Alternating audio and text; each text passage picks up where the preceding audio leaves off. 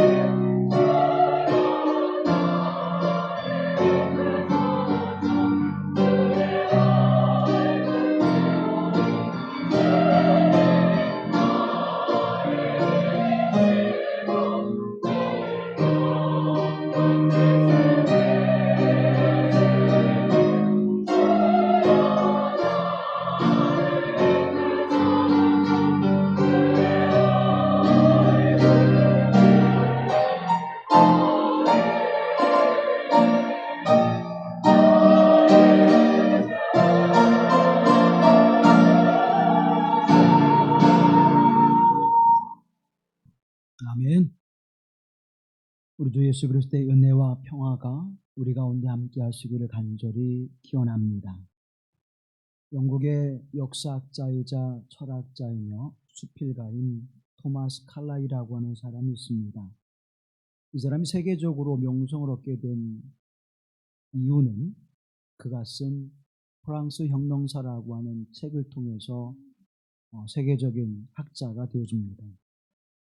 이 책은 1837년에 출판이 되었는데 칼라일은 이보다 3년 전에 1834년에 프랑스 혁명사를 탈고했습니다. 그리고 그와 깊은 친교가 있었던 존 스터드 밀이라고 하는 사람에게 내가 이런 책을 썼으니 원고를 좀 보시고 거기에 좋은 그런 비평이나 또 첨부할 것이 있으면 좀 말해 주십시오 라고 친구에게 그렇게 전해 주었습니다. 2년여 동안 심혈을 기울여서 온갖 어려운 힘든 그런 시간들을 지나고 이제 탈고한 이 원고를 그의 친구에게 전해주고 이제 설레는 마음으로 기다립니다. 시간이 지나도 연락이 되지 않아요. 아무런 연락이 없는 거예요. 그리고 며칠 후에 그 친구가 찾아왔습니다. 안색을 보니까 얼굴이 창백해져서 어쩔 줄 모르는 그러한 모습으로 찾아왔습니다. 칼라일, 이 일을 어찌하지? 우리 집에 있는 하녀가 난로불에 불쑤시개로 당신의 원고지를 썼어. 그 이야기를 듣는 순간 칼라일은 절망감에 사로잡힙니다. 2년 동안 각고의 노력을 심혈을 기울여서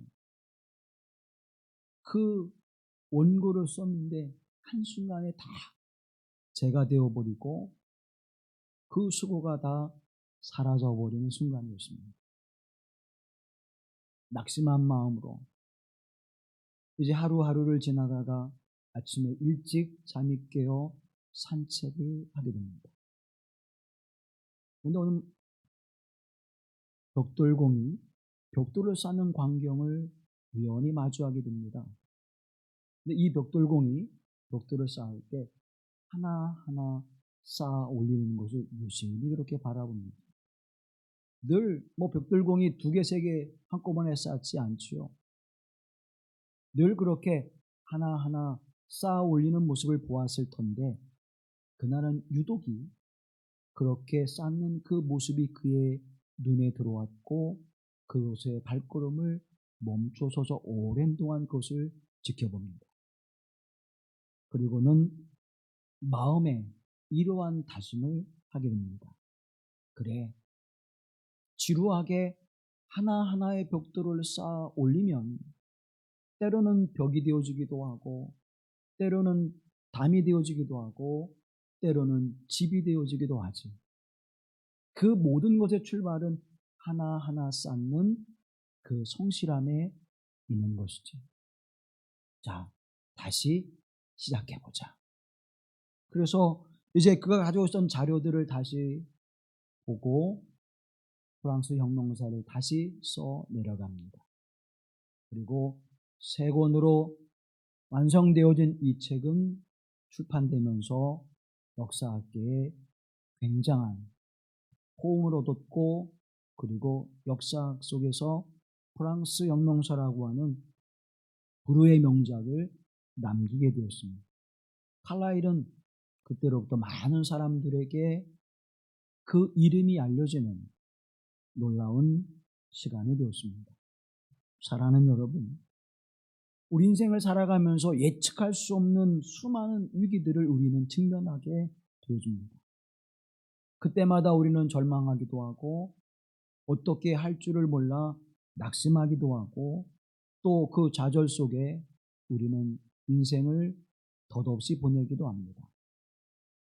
문제는 절망과 좌절감이 우리에게 다가올 때에 우리가 그렇게 주저앉아 있느냐, 아니면 다시 일어나 새로 일어날 가능성을 바라보면서 소망 가운데 살아가느냐 하는 것에 그 인생의 승패가 달려 있다고 하는 사실입니다. 예기치 않았던 사건이죠. 하녀가 난로불을 피우기 위해서 그 원고를 태우리라고 하는 생각은 그 누구도 하지 않았을 것입니다. 왜 그렇게 했는지 이유도 알 수 없었을 것이에요. 2년 동안의 그 수고가 헛되는 그 순간, 절망감과 허탈함이 칼라일의 마음을 좌절케 했을 것입니다. 그러나 그는 다시 희망을, 새로운 가능성을 보았습니다. 그리고 다시 시작을 하게 되지요. 사랑하는 성도 여러분, 하나님의 성령께서는 오늘 우리로 하여금 좌절과 절망 가운데서 새로운 가능성을 보게 하시는 은혜를 내려주심을 믿습니다. 우리의 발걸음 속에 함께 하시는 하나님의 그 거룩한 음성을 들을 수 있게 되기를 간절히 기원합니다. 요한일서 5장 4절 말씀에 보면 무릇 하나님께로부터 난 자마다 세상을 이기느니라. 세상을 이기는 승리는 이것이니 우리의 믿음이니라고 말씀합니다. 세상 가운데서 주어지는 좌절과 절망, 상처와 아픔과 고통, 인생의 절망이 우리를 좌절하지 않게 하고 다시 일어설 수 있게 하시는 것은 믿음으로 말미암아 세상을 이기느니라. 나는 할 수 없지만, 나는 그것을 다시 세워나갈 수 없지만 하나님의 주시는 그 믿음 안에서 세상을 넉넉히 이기게 하시는 하나님의 은혜가 우리 가운데 함께할 줄로 믿습니다. 성령께서 함께 하셔서 우리의 믿음을 다시 세우시고 하나님 앞에 나아가게 될 때에 그 하나님의 도우심과 힘으로 우리는 새로운 인생을 펼쳐나가게 하시는 복된 은혜의 자리로 나아가게 될 줄로 믿습니다. 성경에 보면 세상 가운데 원치 않는 위기 속에서, 예측할 수 없는 위기의 상황 속에서 그것을 극복하고 믿음으로 굳게 선 사람들의 모습을 보게 됩니다. 오늘 본문의 말씀, 이 시편의 이야기는 다윗의 고백이죠. 다윗하면 숱한 고난과 어려움 속에서도 믿음을 굳게 지키고 하나님의 언약의 말씀 위에 굳게 서서 그 은혜와 복을 누린 사람 중에 한 사람입니다. 그럼 다윗에게 주어진 위기, 그 다윗은 어떻게 이 위기를 넘어서서 그 영광스러운 자리에, 그 영화로운 자리에 이르게 되었을까요? 믿음의 사람으로 불려질 뿐만 아니라 하나님의 사람으로 불려지는 다윗, 우리도 그 다윗의 영광과 그 은혜와 복을 누리기를 소망합니다. 그런데 다윗과 우리의 차이는 어디에 있을까요? 아니, 다윗은 어떠한 삶의 자세로 그 위기 속에서, 예기치 않는 인생의 어려움과 곤란한 상황 속에서 하나님 앞에 믿음으로 굳게 서게 되는지를 오늘 본문의 말씀을 통해서 묵상하고자 합니다.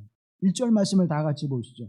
내가 여호와를 기다리고 기다렸더니 귀를 기울이사 나의 부르짖음을 들으셨도다. 아멘. 다윗이 그에게 찾아온 위기를 극복할 수 있었던, 그 위기를 넘어설 수 있었던 첫 번째 비결은 바로 하나님 앞에 부르짖었다고 하는 사실입니다. 부르짖다라고 하는 건 히브리어로 샤부아티라고 하는 것인데 큰 소리를 외치며 도움을 청하다, 그런 뜻입니다. 큰 소리를 외치며 하나님의 도우심을 구할 때에 그 소리에 귀를 기울이시는 하나님. 우리가 잘 알고 있는 것처럼 다윗은 사울 왕의 눈에 벗어나게 되어지고 사울 왕은 다윗을 죽이기 위하여 군대를 일으켰습니다. 여러분, 한 청년이 권력 있는 사람, 또 권세를 부리는 사람을 마주하여 이기는 것도 어려운데 한 나라의 왕을 맞서 이기는 것은 거의 불가능한 일이라고 그렇게 생각이 될 것입니다. 한 나라의 왕이 힘없는 한 청년을 죽이기 위하여 군대를 일으켰고 그를 쫓아가는 상황입니다. 다윗은 어떤 생각을 했을까요? 사람이 살기 어려운 광야를 헤매이고 다니면서 그는 도망의 길을 떠납니다. 낮에는 뜨거운 태양빛이, 밤에는 추운, 그리고 먹을 것이 없는 그 상황 속에서 그는 생명의 위협을 느끼며 하루하루의 인생을 살아가게 되었습니다. 우리의 인생의 위기도 마찬가지입니다. 우리에게 찾아오는 위기는 누구에게나 있습니다. 이 위기는 시간을 따지지 않습니다. 아무 때나 예고 없이 우리에게 찾아옵니다. 이 위기는 상황을 따지지 않습니다. 우리가 어떠한 형편과 처지에 있는지 그것을 고려하지 않는다는 것입니다. 이 위기는 대상을 따지지 않습니다. 남녀노소, 빈부귀천, 쥐고화를 막론하고 누구에게나 이 위기가 찾아온다고 하는 사실입니다. 또한 이 위기는 종류를 가리지 않습니다. 어떤 이에게는 건강의 위기로, 어떤 이에게는 사업이나 직장의 위기로, 어떤 이에게는 가족과 부부의 위기로, 어떤 이에게는 생명의 위기로, 어떤 이에게는 영적인 위기로 찾아와 우리를 좌절하게 만들고 낙심하게 만듭니다. 사랑하는 여러분, 다윗은 이렇게 고백하지요.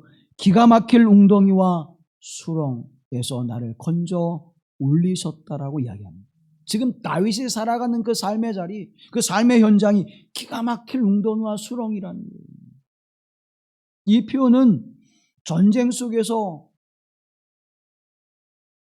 생사를 가늠하는 그 위기의 상황, 전쟁의 한복판에 놓여진 그 삶의 모습을 표현할 때 그렇게 수사학적으로 표현합니다. 기가 막힐 웅덩이와 수렁, 곧 지금 죽음이 촌각에 놓여있는, 생사가 촌각에 놓여진 그 상황을 가리켜 이야기하고 있는 것이죠. 또 도저히 빠져나올 수 없는 상황, 그래서 곧 죽음을 직면하게 되는 그 위협의 상황을 이야기합니다. 그때 다윗은 그 상황 속에서 하나님 앞에 부르짖어 기도했다고 고백합니다. 사랑하는 여러분, 때로는 하나님의 말씀을 붙들고 하나님 앞에 조용히 묵상하며 기도할 때도 있지요. 그러나 위기의 상황 속에서는 하나님 앞에 부르짖어야 합니다. 그 부르짖음의 기도가 하나님께 응답되어지고 그 간절함을 들으신 하나님께서 우리에게 피할 길을 주시고 또 우리를 기가 막힌 웅덩이와 수렁에서 건져주시는 하나님의 은혜가 함께할 줄로 믿습니다. 시편 17편의 말씀을 보면 여호와여 의의 호소를 들으소서, 나의 울부짖음에 주의하소서, 나의 기도에 귀를 기울이소서라고 고백합니다. 시편 18편의 말씀을 보면 내가 환난 중에서 여호와께 아뢰며 나의 하나님께 부르짖었더니 그가 그의 성전에서 내 소리를 들으시며 그의 앞에서 나의 부르짖음이 그의 귀에 들렸도다. 아멘. 우리의 부르짖음을 들으시는 하나님, 우리의 간구를 들으시는 하나님, 그 하나님께서 여러분의 간절한 기도를 들으시고 응답하셔서 우리에게 좌절과 절망과 상처와 고통과 아픔 속에서 우리에게 위로와 소망을 주시고 우리를 다시 일어서게 하시는 은혜를 베풀어 주실 줄로 믿습니다. 사랑하는 성도 여러분, 부르짖으십시오. 하나님 앞에 간구하십시오. 그런데 우리가 부르짖죠. 그 어떤 사람도 부르짖지 않는 사람이 없습니다. 아픔을 당하거나 또 상처를 당하거나 어려움을 당하면 아야! 하고 아파합니다. 부르짖죠. 아야! 라고 하는 소리는 뭡니까? 나를 좀 봐라. 내가 지금 위기의 상황이다. 그런 뜻 아니겠어요? 하나님 앞에 우리 부르짖잖아요. 하나님 앞에 간구하잖아요. 다윗도 그렇게 했고 우리도 그랬는데 왜 다윗에게는 건져 올려주신 하나님의 은혜가 임하고 내게는 아직 그 역사가 나타나지 않을까요? 두 번째의 모습을 보면 1절 말씀에 이렇게 말씀합니다. 내가 여호와를 기다리고 기다렸더니 귀를 기울이사 나의 부르짖음을 들으셨도다. 부르짖었는데, 내가 하나님 앞에 부르짖었는데 어떻게 했다고요? 기다리고 기다렸더니, 기다리고 기다렸더니 카오큐이티. 기다리고 기다렸더니 카오큐이티. 카오라고 하는 것은 하나님 앞에 분명한 목적을 가지고 반드시 하나님께서 그 어떠한 일을 행할 것을 확신한 믿음으로 바라보며 기다리는 것입니다. 막연하게 하나님 내가 이렇게 기도했으니까 하나님 응답해 주시죠. 막연한 기다림이 아니라 하나님이 반드시 이 기도를 들으시고 하나님께서 이 기도에 응답할 것이라고 하는 확실한 믿음과 소망을 가지고 하나님을 기다리는 것입니다. 그 기다리고 기다렸더니 하나님께서 기가 막힐 웅덩이와 수렁에서 건져주셨음을 고백하는 것처럼 여러분의 인생에 당하는 위기 속에서 하나님의 건져주시고 올려주시는 은혜가 임하기를 간절히 기원합니다. 그런데 기다리다라고 하는 것은 동사지요. 동사에는 반드시 뭐가 있습니까? 목적이 있습니다. 무엇이 목적입니까? 하나님을 기다렸다는 거예요. 세상을 기다리지 않았습니다. 사람을 기다리지 않았습니다. 누군가의 도움을 세상 속에서 찾지 않았습니다. 하나님을 기다렸습니다. 사랑하는 성도 여러분, 하나님을 기다리는 자, 하나님으로부터 위로와 소망을 얻게 될 줄로 믿습니다. 하나님을 기다리는 자, 하나님께서 건져 올려주시고 끌어올려 주시는 복된 은혜의 길을 우리에게 허락해 주실 줄로 믿습니다. 근데 그 기다림이 없는 이들에게는 영적 침체가 오게 되는 것입니다. 영적인 좌절과 절망이 찾아오게 되는 것입니다. 같이 부르짖었지만 기다리고 기다림이 없는 사람에게는, 끝까지 기다림이 없는 사람에게는 영적인 침체와 절망감을 가져오게 된다고 하는 사실을 우리는 잊지 말아야 합니다. 그럼 왜 하나님은 우리를 기다리게 하셨을까요? 그냥 다윗이 여호와를 기다렸더니 나의 부르짖음에 응답하셨더라. 뭐 그렇게 해도 되는데 기다리고 기다렸더니, 그럼 이 기다림의 시간은 짧지 않았다는 것입니다. 이 기다림의 시간은 다윗에게 그렇게 쉬운 시간이 아니었다는 것입니다. 왜 하나님은 이 쉽지 않은 시간을 다윗에게 허락하셨고 또 우리의 인생 가운데도 하나님의 기다림의 시간을 우리에게 요구하고 계실까요? 첫 번째는 하나님은 이 기다림을 통해서 우리가 연단받고 훈련되어지기를 원하고 계시다고 하는 사실입니다. 여러분, 은으로 장식품을 만들거나 금으로 무엇인가 작품을 만들 때에는 먼저 무엇을 하죠? 도가니에 그것을 넣고 불로 그것을 녹여냅니다.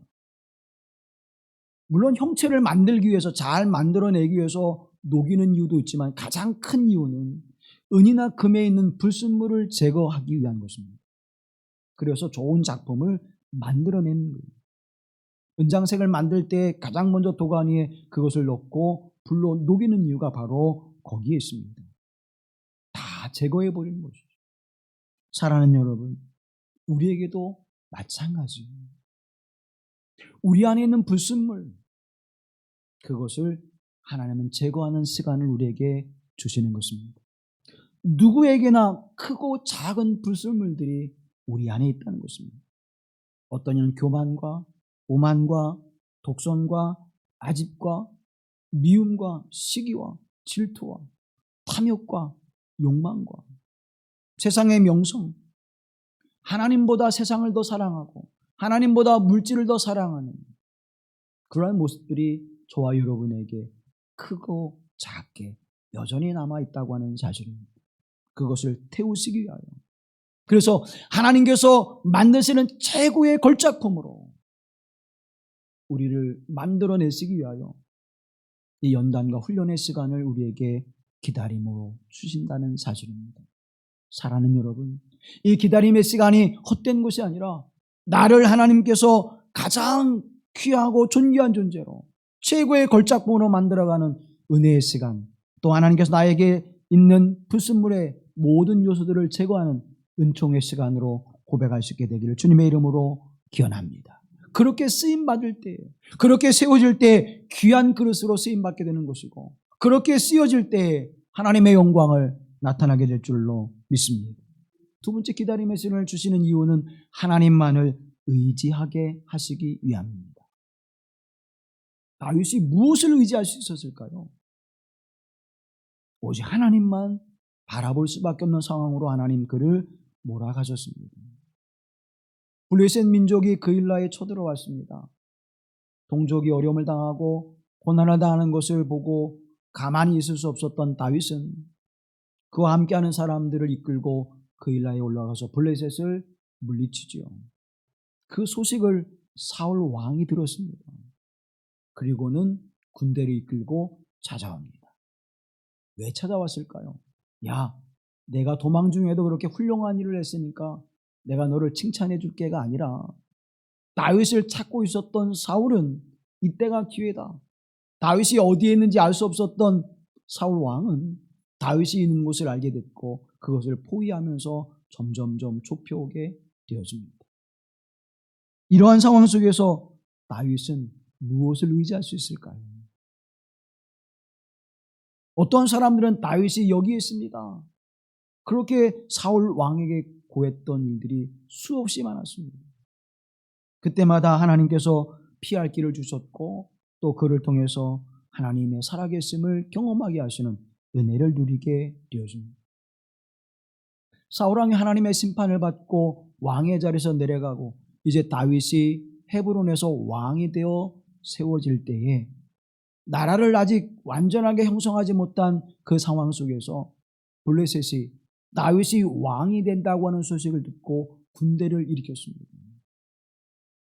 우리를 곤란한 환경에 처했고 또 우리에게 패배를 안겨준 다윗이 더 강성해지기 전에 다윗을 막고자 하는 블레셋의 계책이 거기에 있었던 것이죠. 그런데 다윗에게는 블레셋과 맞서 싸울 수 있는 힘이 없었습니다. 군사도 없었고 또 블레셋이라고 하는 그 군대가 얼마나 강성한지 맞서 이길 수 있는 방법도 없었습니다. 그러나 다윗은 좌절하지 않았습니다. 실망하지 않았습니다.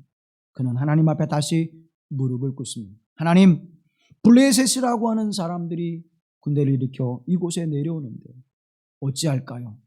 올라가 맞서 싸울까요? 도망갈까요? 하나님 앞에 부르짖었더니 하나님 그에 응답하십니다. 내가 블레셋 사람들을 내 손에 붙이리라. 그 말씀을 믿고 이제 그들을 향해 올라갈 때 기습작전을 펴서 블레셋을 이기게 되었습니다. 하나님 앞에 그 위기의 상황이 올 때마다 감당할 수 없는 어려움의 상황이 올 때마다 다윗은 하나님 앞에 부르짖었고 하나님의 음성을 들었습니다. 성경은 이렇게 기록하고 있습니다. 다윗이 어디를 가든지 여호와 하나님께서 이기게 하셨더라.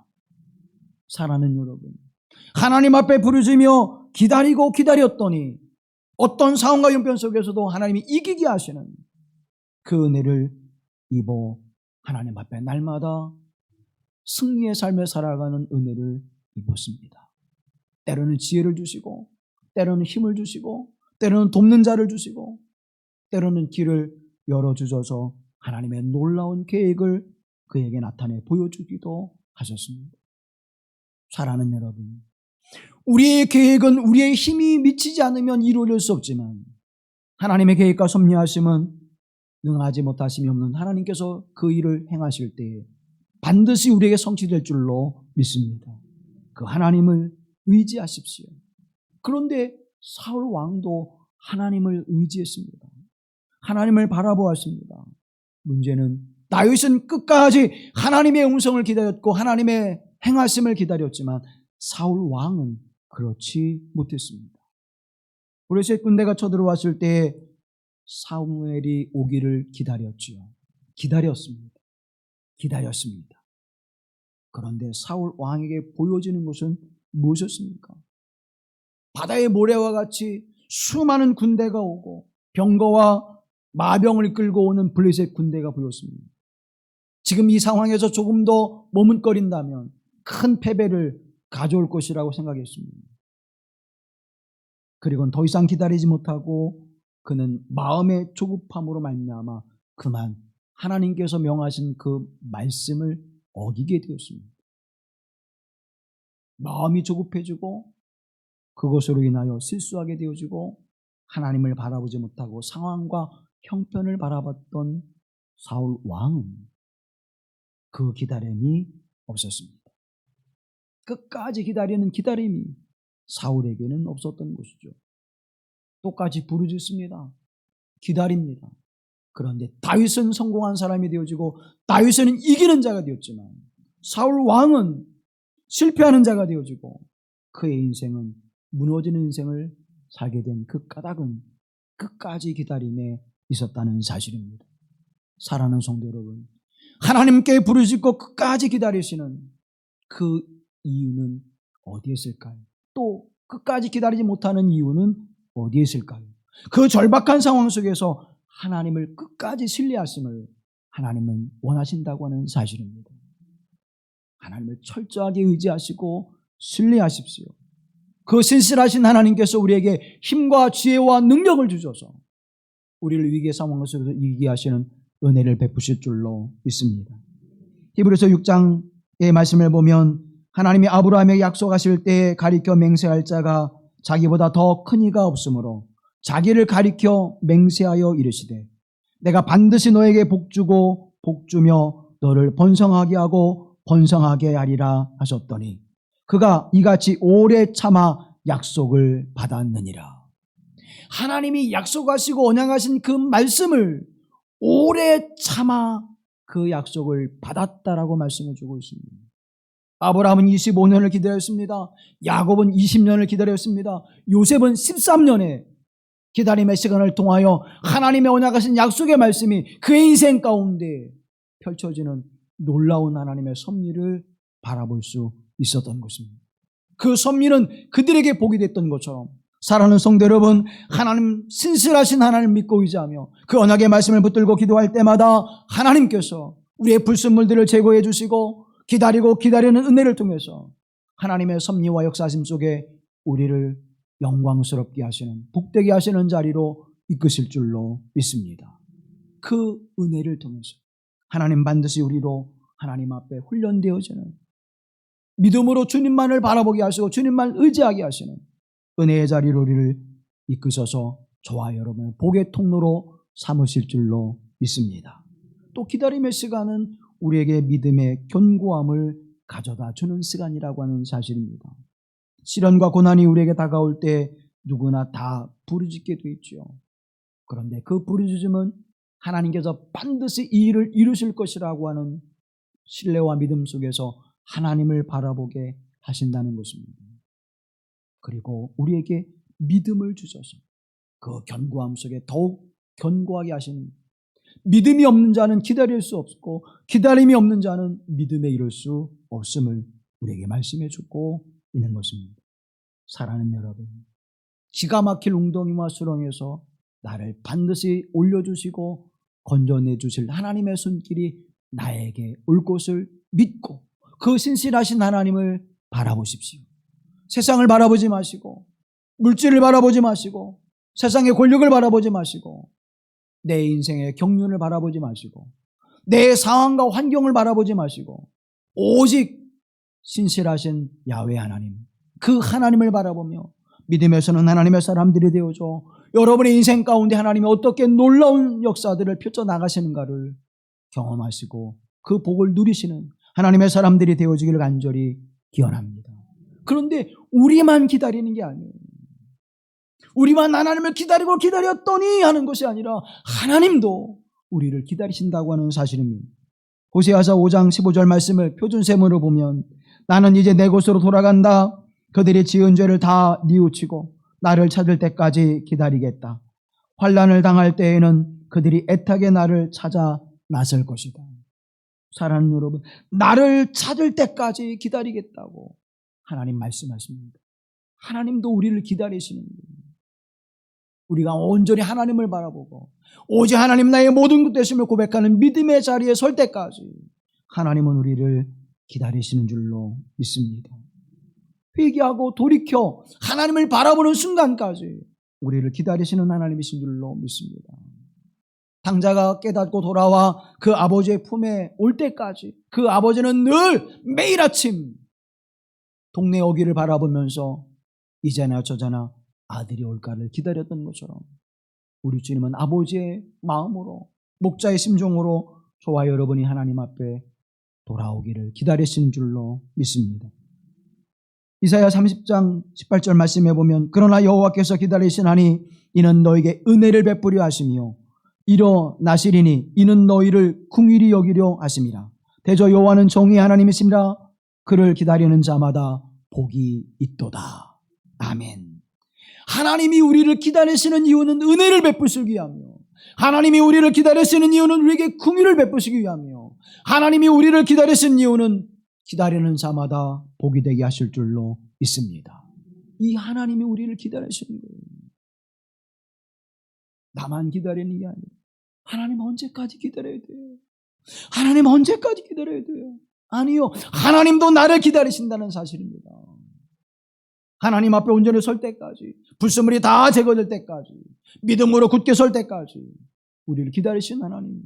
그래서 우리에게 한없는 하나님의 은혜와 복을 쏟아 부어주셔서 하나님의 참된 평안과 위로와 소망과 하나님의 은혜 가운데 살게 하시는 이 거룩하신 하나님의 은총이 오늘 저와 여러분에게 주어지기를 간절히 소망합니다. 시편 37절 말씀해 보면 여호와 앞에 잠잠하고 참고 기다리라고 말씀합니다. 이 말씀은 끝까지 기다리라는 것입니다. 하나님의 음성을 듣고 믿음 위에 서서 끝까지 하나님을 신뢰하고 하나님 앞에 기다림을 갖는 거룩한 은혜가 오늘 우리 가운데 함께할 줄로 믿습니다. 그랬더니 하나님 어떻게 하세요? 그랬더니 하나님의 응답이 임합니다. 2절 말씀 다 같이 보시죠. 나를 기가 막힐 웅덩이와 수렁에서 끌어올리시고 내 발을 반석 위에 두사 내 걸음을 견고하게 하셨도다. 아멘. 기가 막힐 웅덩이와 수렁에서 나를 건져내어 주셔서 이제는 어디 위에 세우세요? 반석 위에 세우세요. 내 발을 디딜 때마다 수렁에 빠지지 아니하게 하시고 내 발을 디딜 때마다 좌절과 절망과 낙심 가운데 임하지 않게 하시고 나를 든든한 믿음의 반석 위에 세우셔서 이제는 그 발걸음을 터벅터벅 내딜 때마다 하나님의 놀라운 역사가, 창조주 하나님의 놀라운 역사가, 전능하신 하나님의 역사가 우리 가운데 함께할 줄로 믿습니다. 사랑하는 여러분, 그 거룩하신 하나님, 이 하나님이 다윗에게만 나타난 하나님이 아니십니다. 존 보녀는 차디찬 감옥 속에서 하나님을 의지하고 글을 쓸 때 철로 역정이라고 하는 위대한 영성의 책을 쓸 수 있었습니다. 파스텔은 반실림부스의 그의 삶의 모습 속에서도 인류에게 주어지는 면역 체계를 새롭게 할 수 있는 생약을 발견하게 되었습니다. 에디슨은 청각장애자였어요. 그럼에도 불구하고 그는 하나님 앞에 많은 발명을 통하여 인류에게 위대한 문명을 가져다 주었습니다. 프랭클린 루즈벨트는 지체장애자였어요. 미국이 공황으로 말미암아 큰 어려움을 당할 때 하나님 그에게 지혜를 주셔서 뉴일 정책을 입안하게 하시고 그것을 이뤄가게 하셔서 대공황 속에서 미국을 건져내는 지도자의 역량을 발휘하게 하셨습니다. 사랑하는 성도 여러분, 루즈벨트의 하나님, 바르스트의 하나님, 에디슨의 하나님, 다윗의 하나님이 오늘 우리의 인생 가운데 위기를 만나며 좌절과 절망과 세상 가운데 상처를 받는 우리에게도 나의 하나님이 되셔서 나를 치료하시고 내게 소망을 주시고 나를 위로해 주시고 나에게 힘을 주셔서 반석 위를 걸어가게 하시는 하나님의 은총이 함께할 줄로 있습니다. 큰 태풍이 몰려올 때, 거센 파도가 밀려올 때 여러분 그것에 함몰되어져서 좌절하고 낙심하게 되어진다면 우리는 물에 빠져 허덕이게 될 것이고 큰 광풍에 휩쓸려 우리는 생명의 위기를 맞게 되어질 것입니다. 그런데 독수리는요, 작은 큰 바람이 불면 자신의 머리를 날개에 숨기고 주저앉아 있습니다. 그런데 독수리는 날개를 크게 펴고 그 바람을 타고 피할 곳을 찾아간다고 하는 사실입니다. 여러분의 위기를 타십시오. 여러분의 위기를 기류처럼 여겨서 그곳에 안착하면 우리로 더 큰 세계를 바라보게 하시고 그 위협에서 안전한 곳으로 나아가게 하시는 하나님의 거룩한 손길이 함께할 줄로 믿습니다. 내가 가지고 있는 지혜와 지식으로 그 일을 이뤄갈 때에는 그 거센 바람과 광풍이 그리고 거센 물보라가 나를 물속에 나를 비바람 속에 생명의 위협을 느끼게 하는 절망과 좌절감 속에 빠뜨리게 되어지지만 하나님을 의지하고 하나님 바라볼 때 하나님께서는 우리를 그곳에서 건져내어 주셔서 반석 위를 걸어가게 하신 하나님의 은총을 베푸실 줄로 믿습니다. 그래서 우리의 입술에 이와 같은 하나님의 은혜를 주시죠. 3절 말씀 함께 합니다. 새 노래 곧 우리 하나님께 올릴 찬송을 내 입에 두셨으니 많은 사람이 보고 두려워하여 여호와를 의지하리로다. 아멘. 내 입에 무엇을 주세요? 찬송을 주세요. 하나님 어떻게 살아요? 너무나 아프고 힘들어요. 너무나 고통스러워요. 좌절과 절망 속에 부르는 그 부르짖음이 이제는 하나님을 찬송하는 노래로 하나님 앞에 부르짖으며 믿음으로 굳게 서서 하나님을 기다리며 하나님이 역사하시며 소망의 그 손길을 붙잡는 주의 백성들에게는 믿음의 사람들에게는 그 좌절과 절망과 아픔이 변화되어 찬송이 되게 하시는 은혜를 허락하실 줄로 믿습니다. 하나님께 올릴 찬송을 기쁨으로 하나님께 찬송하시는 그 복된 시간, 하나님께 부르짖었더니 그 위기가 하나님의 주시는 은혜의 시간이 되어지게 하시고 그 위기가 내게 하나님의 능력을 경험하는 시간이 되게 하시고 그 어려움이 하나님의 섭리의 역사의 손길을 만나게 하시는 복된 시간이 되게 하시는 하나님, 그 하나님을 믿음으로 고백하십시오. 참 믿음의 사람으로 하나님 저와 여러분이 세워지기를 간절히 원하시는 줄로 믿습니다. 온전한 믿음에 서야 돼요. 그냥 포기하는 게 아니에요. 우리가 내려놓음과 하나님께 맡김에 대한 이야기를 할 때 우리는 포기하는 것으로 생각해요. 사랑하는 여러분, 포기하는 게 아닙니다. 던져버리는 게 아니에요. 하나님을 향한 믿음에 서는 것입니다. 반드시 하나님, 신실하신 하나님이 이 일을 이루실 것입니다. 반드시 신실하신 하나님은 나를 이 위기 속에서 건져내어 주실 것입니다. 올려주실 것입니다.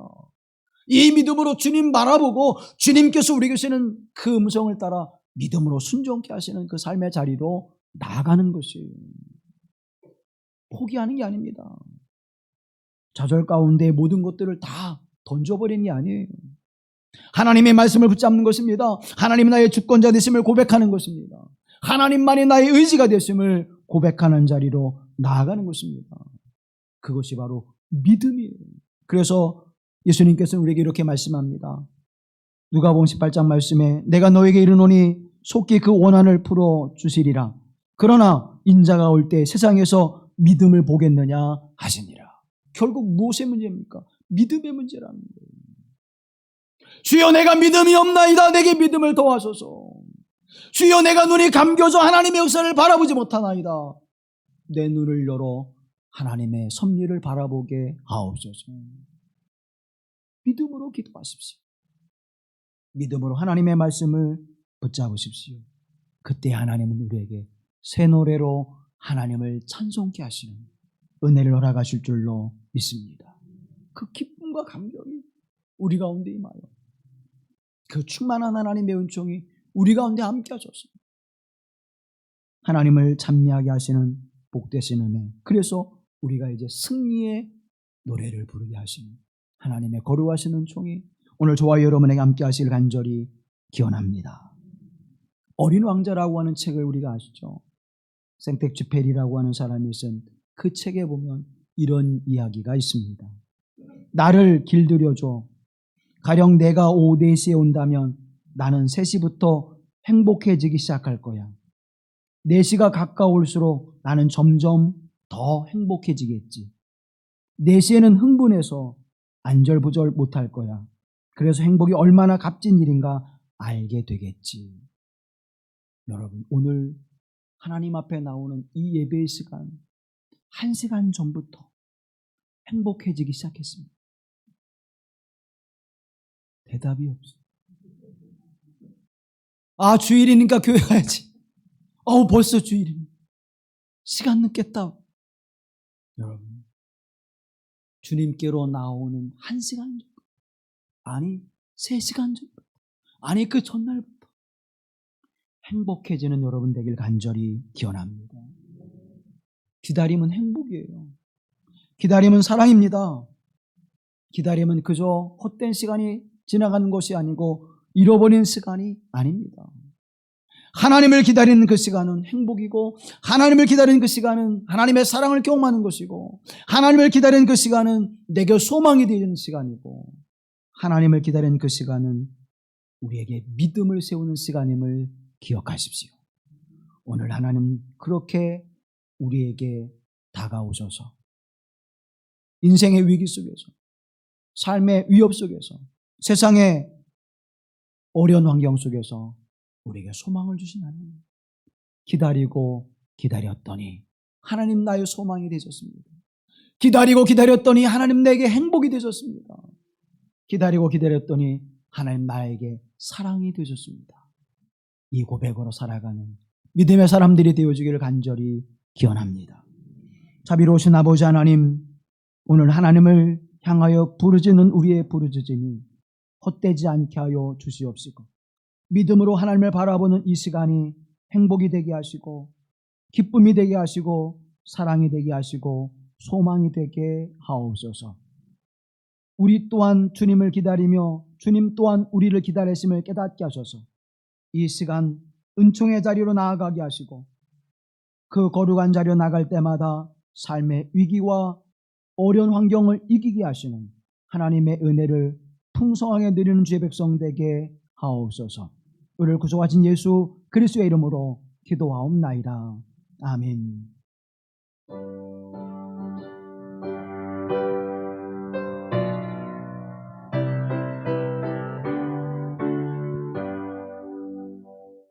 주 예수 넓은 품에 나 편히 안겨서 그 크신 사랑 안에 나 편히 쉬겠네. 영광의 들을 지나 좁은 바다 건너 전사의 노래소리 내 귀에 들리네. 주 예수 넓은 품에 나 편히 안겨서 그 크신 사랑 안에 나 편히 쉬겠네. 1절 다시 합니다. 주 예수 넓은 품에 나 편히 안겨서 그 크신 사랑 안에 나 편히 쉬겠네. 영광의 들을 지나 좁은 바다 건너 전사의 노래소리 내 귀에 들리네. 주 예수 넓은 품에 나 편히 안겨서 그 크신 사랑 안에 나 편히 쉬겠네.